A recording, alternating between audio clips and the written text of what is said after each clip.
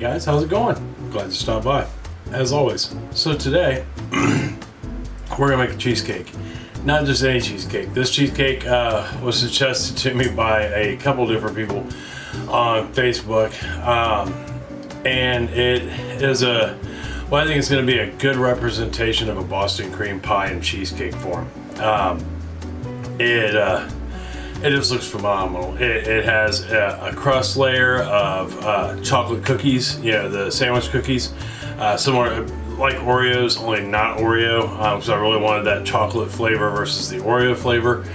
And it's got a nice cream cheese cheesecake filling, along with the custard that normally comes on a Boston cream pie, followed by a lovely chocolate ganache on top. It sounds like that's a lot of work, but I don't think it's gonna be, not by any means. No more than any other cheesecake would be at any rate. And if you're used to making cheesecakes aren't hard, right? So I think that's gonna be an awesome thing. And check this out, I don't know how well you be able to see it, but Prospector Place. We went ghost hunting for the first time about 3 weeks ago. And holy cow, was that an amazing experience and a load of fun with some great people. The group we went with, they're called The Graveyard, and wonderful bunch of people. My wife works with one of their members, Chris, and they invited us to go, and that is something that's been on my bucket list for a long time. Absolutely phenomenal experience. If that's something you're into and you've never gone, go. Hands down. You won't regret it. So much fun. Can't wait to do it again. But that being said, if you are new to my channel, welcome. If this is your first video, I hope you get something out of this video. Maybe check out some of my other ones. I have a lot to choose from. We're rapidly coming up on 500 videos. That's a lot of dinners and a lot of baking. But I've enjoyed every minute of it. Always don't forget to like, subscribe, and share. If you're returning or one of our new subscribers, thank you. Welcome back. Don't forget to comment. I respond to all of them. If you take the time to comment, I always take time to respond.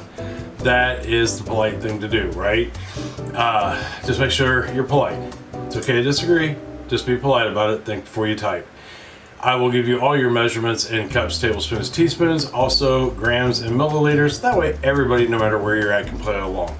So that being said, why don't we head on down here to the counter and I'll shut my yip and we'll start talking about how to make this cheesecake. All right, I'll see you here in just 1 second. All right, we are down here at the countertop. First thing we're gonna need to do, we're gonna turn our oven on 325 degrees. I got mine warming up as we speak. You don't necessarily need a bowl, but it'll come in handy. We're definitely gonna need a hand mixer or a stand mixer and a bowl. And then you will need a 9-inch springform pan, cheesecake pan, and we're gonna water bath this, so you're gonna need something to put that in, to put your water bath in. I have, to put mine in, I just have a standard roasting pan, and today instead of using aluminum foil, I'm using a 10-inch cake pan to put my springform pan in. I'm out of aluminum foil. So that way, we'll talk about that. It's really kind of cool, a cool way to do your cheesecakes. They also make silicone rings you can buy to do that with, but I have a 10-inch pan, so why? All right, so the first thing we're gonna do is make our crust. To make our crust, we are gonna need 2 cups, 231 grams of chocolate cookies, chocolate sandwich cookies, or just chocolate cookies. You don't even need the cream center. Although I use the cream center, that's actually got the cream center in it. Use a regular sandwich cookie, not a double stuff, not a triple stuff, just a standard old sandwich cookie. And I ran that through my food processor. So at this point, the next thing we're going to need is 6 tablespoons, 80 grams worth of butter, unsalted butter. Now, you can do this in your food processor when you do your cookies. If you don't have a food processor, put these in a freezer baggie and whack them with a mallet, a hammer, rolling pin, whatever you have. Think of the one person you can't stand and just smash them into a pulp. But you can do this in your food processor also. I have 6 tablespoons, like I said, 80 grams of unsalted butter melted. I'm gonna put that in there, Like I said, you can put this in your food processor and whiz this together. I don't seem to have good luck, for whatever reason, doing this that way. My crusts, I've never done well, do it graham cracker or otherwise, with doing them in the processor. So I just put it in the bowl and then I mix it up by hand. All right, we got it mixed up. Now, to know if you have enough butter in here, you should be able to grab it and squeeze it together and it should hold. See how it holds? But what you don't want to do is squeeze it and have butter like drip out from your hands. And if it doesn't stay together like that and it just falls back apart, you might want to put a little more butter in there.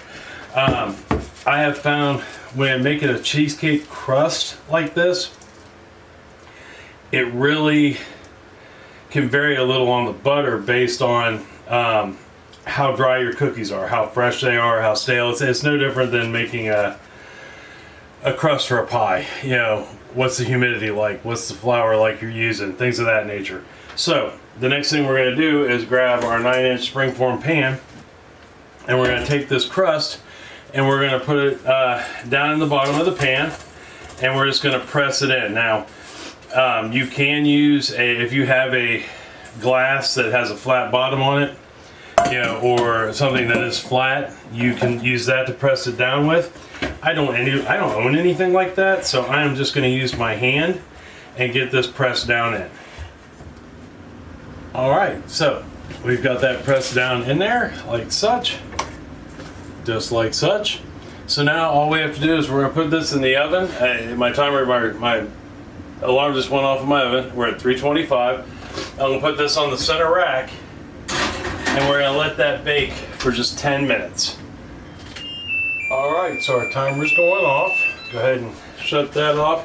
But we're going to leave our oven on at 325. We're going to take this out and see how we went from looking crispy to, you can see that, yeah, to like a nice smooth brownie-like consistency. That's awesome. And you don't want to try not to spill your butter out of the pan. But we're going to sit here and let this cool now. Now, while that's cooling, we can go ahead and move on to our filling. So our filling is really easy. It's a basic cheesecake filling. And we want 3 blocks, 8 ounces. I don't remember how many grams. I will put it right here because I didn't write it down, but it's a lot of full fat cream cheese. All right, and you want that to be as room temperature as possible. You definitely don't want it to be cold, but if it's just softened, you know, like been out for a minute or two, at least a half hour, 45 minutes is what you're looking at. If you can go longer, great. I leave mine out literally for like 2 or 3 hours. It won't hurt anything. You're putting it in the oven. It's going to heat up high enough and long enough that it will kill any bacteria that may incur. So we've got that in there, our 3 blocks, 8 ounces, and how many ever grams. In the mixer, now we're going to add 1 cup, 200 grams of regular old plain white granulated sugar.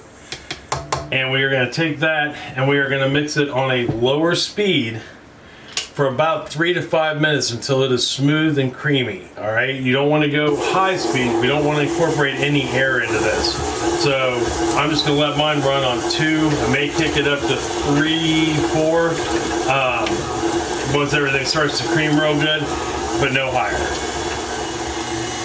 All right, so we went about 3.5, 4 minutes.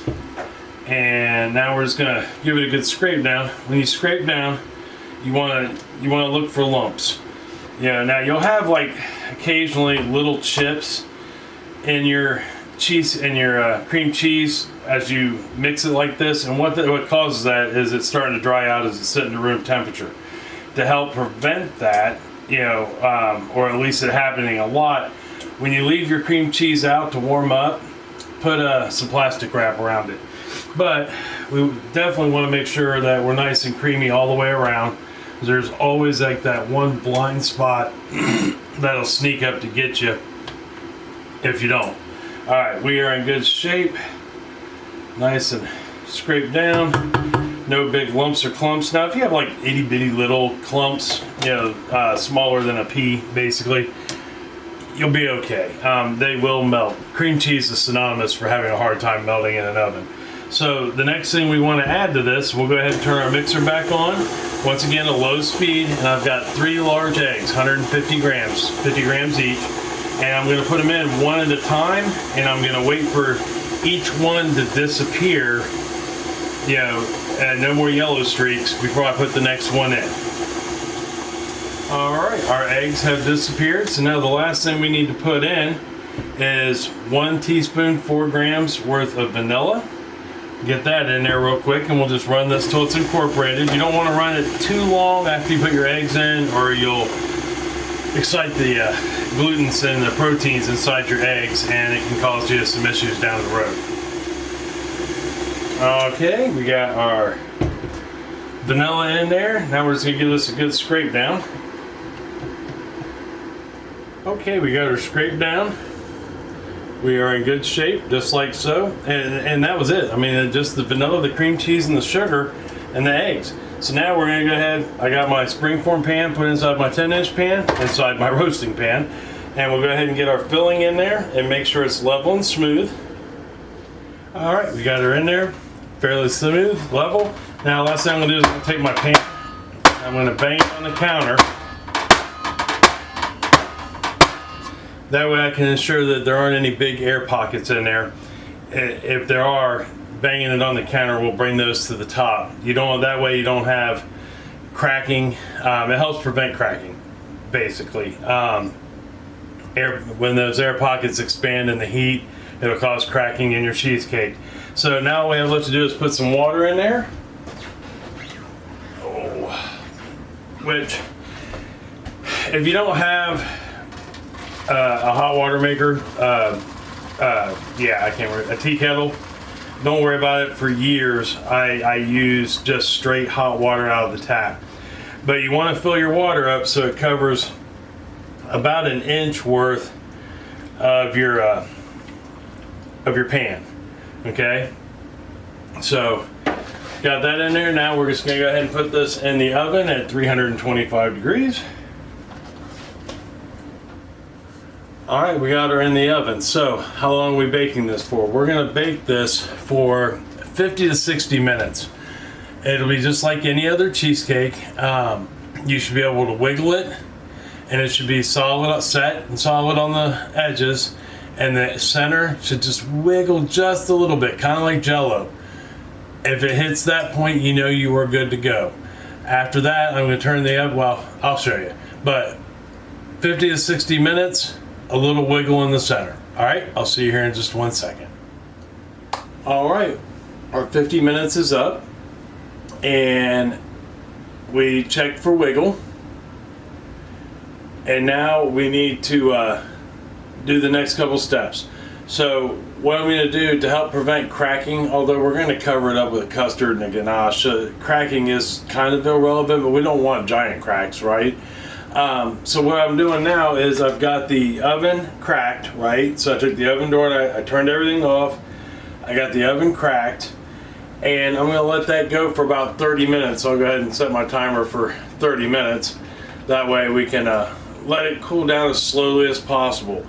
Yeah, that helps to control cracking.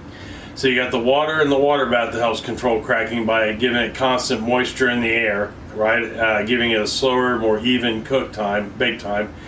And then we let it cool as slow as possible. By opening this up, we're letting it cool as slow as possible. Then I will put it on this rack here. After it's cooled down to room temperature, I'm going to put it in the fridge where it's going to stay. Technically overnight is the correct answer, but overnight to me is 6 to 8 hours. So I'm going to let it sit in there for about 6 to 8 hours, but when I come back, we'll go ahead and make the custard top that's going to go on top of that, and we can and the ganache, and we can start assembling our cheesecake. All right, I'll see you here in just 1 second. Okay, so our cheesecake is chilled. It's in the fridge. I haven't taken it out of the pan yet because we're still going to need the pan to put the layers on top of it. But now we're going to make the custard filling that goes on top of the cheesecake. So in order to do that, first thing we're going to need is 1 cup, 240 milliliters of, I'm using whole milk. And you pretty much want to use whole milk because you want that fat. I suppose you could get away with 2% maybe. but it just helps in the thickening process. And then we are going to add 2 tablespoons 20 grams of cornstarch and 2 tablespoons 20 grams of just regular old plain all-purpose flour. We're going to throw that in there. And then the last thing we're going to add into our milk is going to be our sugar, and that is a 1/4 cup, 50 grams, just regular plain old granulated sugar. And I'm going to go ahead and I'm going to turn this on a medium to medium low. You want to make sure that you're not using a super thin saucepan. You want to make sure it's got some, you know, a little bit of density on the bottom. That way you don't run the risk of burning anything. But what we want to do is we're going to go ahead and whisk this, and we're going to whisk it until it thickens. Okay, so our milk and sugar are starting to thicken up. So what we want to do now is in this separate bowl here, I want to take that off the heat while I do this so we don't have so it doesn't burn. I've got 4 large egg yolks in the bowl right there. I know you couldn't see them real well. What I'm going to do is I'm going to beat these real quick, and these are at room temperature. Well, they've been out for about a half hour. At any rate, I'm going to beat those up so they're scrambled, right? And then I am going to pour some of this in. I'm going to temper them. I'm going to pour this in, but I want to stir constantly so we don't actually cook the egg, you know, because we don't want it to scramble by any means. And then once those are tempered, once we've got it up to the temperature of what's in the pot, we're going to go ahead and pour that in the pot while stirring it. And it's kind of an act, as you can see. But we want to get that in there, get that stirred up, and then we're going to let this cook for another 2 minutes while consistently whisking it. Alright, so we are now at pudding consistency, right? So what we got there. So what we're going to do is we're going to take it off heat. I've got 1 teaspoon of vanilla. We're going to put that in there, get it whisked up, and then we can make our ganache while this sits and cools down a little bit. We don't want to pour this really while it's piping hot, put it on top of the cheesecake. So we want to let it sit for a second while we make the ganache. So we'll leave that sit there. Now to make the ganache, it's really easy. I have a 1/2 cup, 170 grams of semi-sweet chocolate chips. The original recipe called for unsweetened chocolate chips, which is what the icing is on a traditional Boston cream pie. But I didn't have any unsweetened chocolate, so we're gonna have to use semi-sweet. And then I've got a 1/2 cup, 120 milliliters of heavy whipping cream, and what I'm going to do is I'm going to put this in the microwave at 20-second intervals, so that way I can get it nice and hot. You don't want to go more than 20 seconds at a time. You want to keep an eye on it, because this will start to bubble up and go all over your microwave if you're not paying attention. So let me get this heated up and I'll be right back. Alright, got my heavy cream heated up. And it takes about a minute, but like I said, you don't want to do more than 20-second intervals or it will bubble over. But at a minute, it'll be nice and hot. So we poured it over top of our chocolate chips just like such, and we're just going to let this sit for a couple minutes.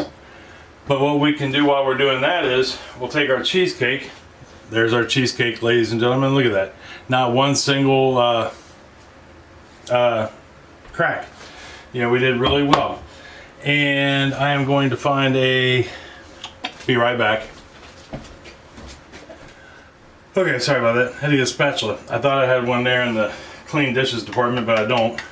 So we'll take our custard that we have right here, and we're simply just going to put this on top of our cheesecake and go ahead and get it smeared out.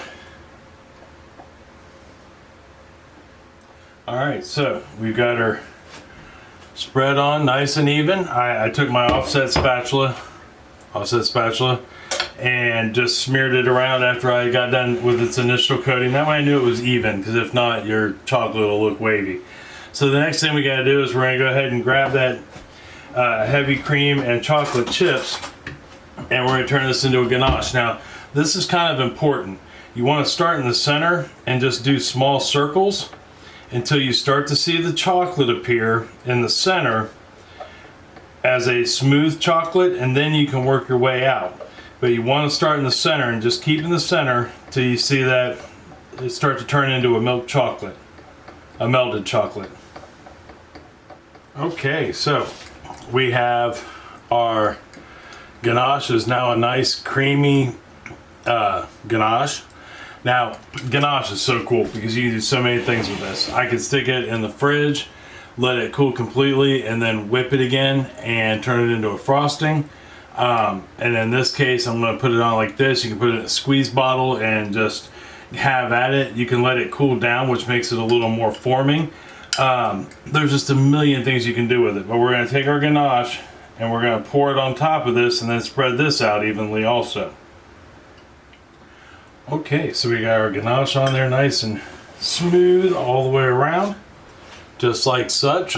So now what are we going to do? I know. When are we going to eat this thing? We're almost there.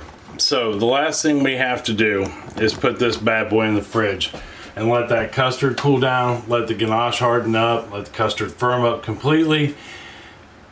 And then when I come back, we'll take a look at the cake, and more importantly, we'll try some. All right, I'll see you here in just one moment.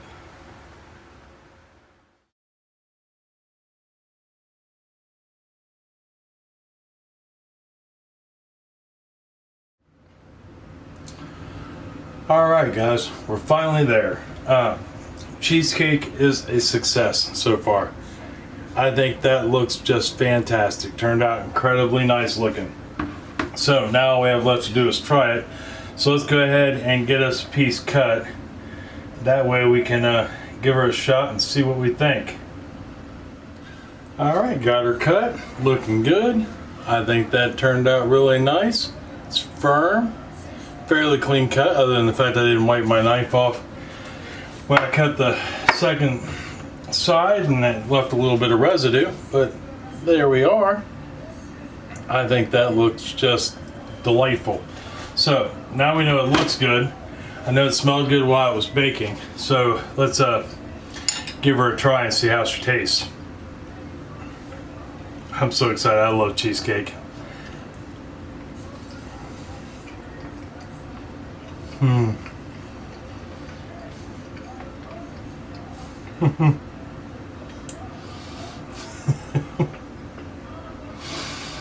That is a superb representation of a Boston cream pie. Wow. Yeah. I'm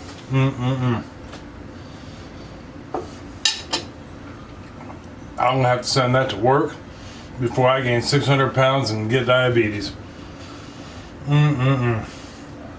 That is amazing. That hits the spot.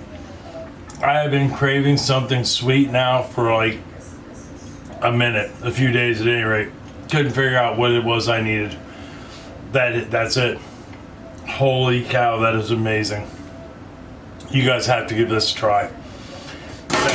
That cheesecake is so creamy, and that custard is spot on, and that ganache just tops it off immensely and balances so well with those cookies on the bottom for the crust. Yeah, that's whoo-wee doggy, that is good. Give us a try. If you were into cheesecakes, or you actually just want one to start with for the first time, that's a pretty good one. It's not really hard, and it covers a lot of the basics of baking. You'll enjoy this, I guarantee it. Let me know if you do. Leave me a comment down below, or find me on Facebook, whether it be through Mr. Smith's Kitchen group or my private page, and let me know if you do make this. You won't be disappointed. That I guarantee. That is a phenomenal cheesecake. Hands down. Next week, don't know. Dinner or dessert, not a clue. Got some ideas. And Miss Donna, don't fret, I have not forgotten the water pie. I really want to try it.